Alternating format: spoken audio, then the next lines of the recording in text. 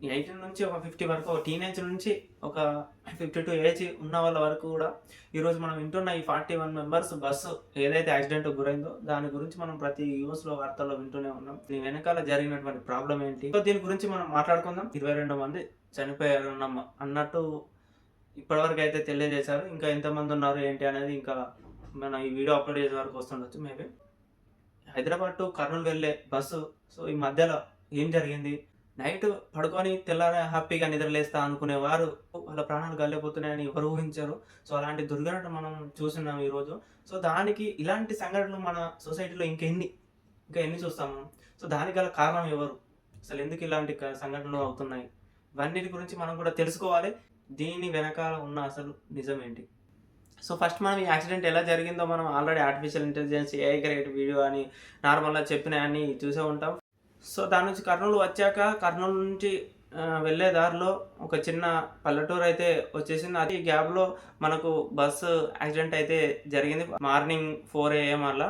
ఈ బస్సు వెళ్ళి ముందటున్న వెహికల్‌ని అయితే గుద్దడం జరిగింది. ఆ వెహికల్ డివైడర్‌కు తగిలి ఈ బస్సు టైర్ అనేది మీదికి ఎక్కడంతో స్పార్కింగ్ అనేది క్రియేట్ అయ్యి ఫస్ట్ బైక్ అయితే పెరగడం జరిగింది. దానితో పాటు ప్రతి ఒక్కటి ఇన్ డెప్త్‌గా ఆలోచిస్తే ఎమర్జెన్సీ ఎగ్జిట్ డోర్ అనేది ఓపెన్ కాలేదు అని కొంతమంది అంటారు. ఇంకొంతమంది బద్దలు కొట్టడానికి ఎంతో విధంగా ట్రై చేశారు. సో ఒకసారి మనం ఆలోచించండి, అలాంటి పరిస్థితుల్లో మనము ఉంటే ఎలా ఉంటుందో.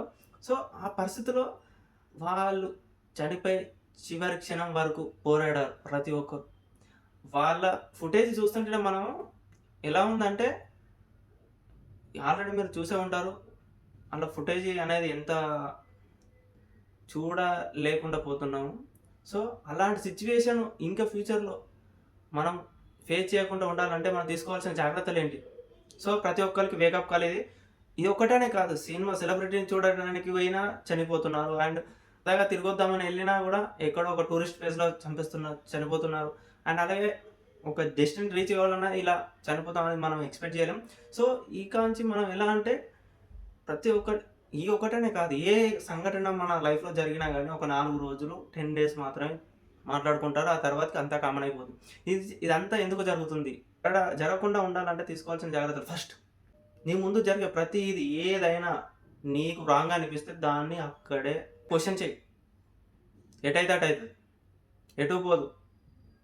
నీకు రాంగ్ అనిపిస్తే దాని గురించి పోరాడు ఏదైనా. అండ్ అలాగే ఆల్మోస్ట్ ఇందులో 41 మెంబర్స్ ఉన్నారని చెప్తున్నారు. ఇందులో 22 మెంబర్స్ అయితే చనిపోయారని చెప్తున్నారు. దీంట్లో వేరు వేరు రాష్ట్రాల ప్రజలు ప్రయాణిస్తున్న బస్సు ఈరోజు యాక్సిడెంట్‌కు గురైందంటే ఆ చనిపోయిన ప్రాణాలు అందరి ఆత్మ శాంతించాలని నేను కోరుకుంటున్నాను. నేను చెప్పాలనుకుంటున్నది ఏంటంటే ఫస్ట్ మన గవర్నమెంట్ ఏదైనా సరే ఫస్ట్ కరెక్ట్ లేదు. అది నీకు కూడా తెలుసు. కానీ అయినా కూడా నువ్వు అన్నీ నెగ్లెక్ట్ చేస్తావు. ఎందుకు? ప్రతీది నువ్వు యూజ్ చేసుకుంటున్నావు. ప్రతీది నువ్వు వాడుతున్నావు. ప్రతీది అయినా కూడా నువ్వు అంత నెగ్లెక్ట్‌గా ఎందుకు చేస్తున్నావు? ఇప్పుడు నార్మల్‌గా నువ్వు ఈ బస్సు జరిగిందనే కాదు, నువ్వు రోడ్డు మీద తిరుగుతున్న ప్రతి ఒక్క బస్సు నువ్వు చలాన్‌లు చెక్ చేయి. ఒక్కొక్క బస్సు పేరు మీద 4, 5 బస్సులుంటాయి. 4 చలాన్‌లుంటాయి. ఎందుకు? అంత ఫ్రీడమ్ ఎవరిస్తారు? అంత తిరిగే స్వేచ్ఛ ఎవరిస్తుంది? మీకు అర్థమవుతుందా? వాళ్ళు మంచిగానే తిరుగుతారు. వాళ్ళ లగ్జరీ కార్‌లలో వాళ్ళు కూడా యూజ్ చేసుకోడు. అన్ని ఫిట్‌నెస్ లేని బస్సులు రోడ్ల మీద తెచ్చి మన అమాయకమైన ప్రజలను పీడిస్తున్నారు. ఇదొకటే కాదు, ప్రతి ఒక్క దాంట్లో.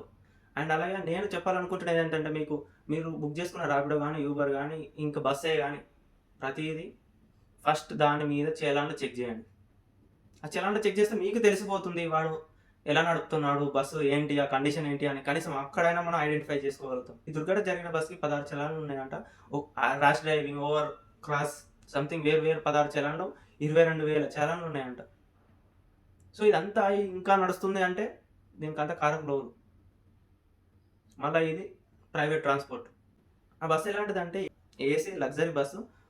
క్యాబిన్ కింద మీద ఉంటదన్నట్టు. కింద పడుకోవచ్చు, మీద పడుకోవచ్చు. మీరు ఆల్రెడీ చూసే ఉంటారు. సో అందులో ఒకేసారి మంటలు చెలరేగేసరికి బస్సు అనేది యాక్సిడెంట్‌కి గురైనప్పుడు అందులో ఉన్న వాళ్ళకి తెలియలేదు ఏం జరిగిందనేది. ఇంకోటి కూడా ఏంటంటే మార్నింగ్ 4 AMకి జరిగిన సంఘటన అది. సో అందుకని అందరూ గాఢ నిద్రలో ఉన్నారు.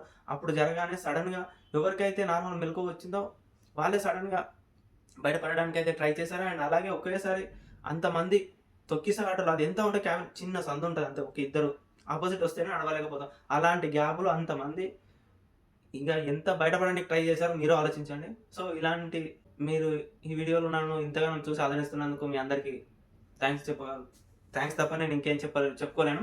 అండ్ అలాగే ఇప్పుడు కొత్తగా ఎవరైనా చూస్తున్నాను అంటే సబ్స్క్రైబ్ చేసుకోండి. ఇలాంటి వీడియోలు ఇంకా సొసైటీ మీద మనం ఇంకా ఎన్నెన్నో మాట్లాడుకుందాం కలిసికట్టుగా. సో మీకు ఈ దుర్ఘటన మీద ఏమనిపించిందో ఒకసారి నా కామెంట్ రూపంలో అయితే తెలియజేయండి. సో ఈ వీడియో గురించి ఇంకా ఫర్దర్ ఇన్ఫర్మేషన్ వచ్చినా నేను మళ్ళీ ఇంకో వీడియో అప్లోడ్ చేస్తా. అంటిల్ దెన్ జై హింద్.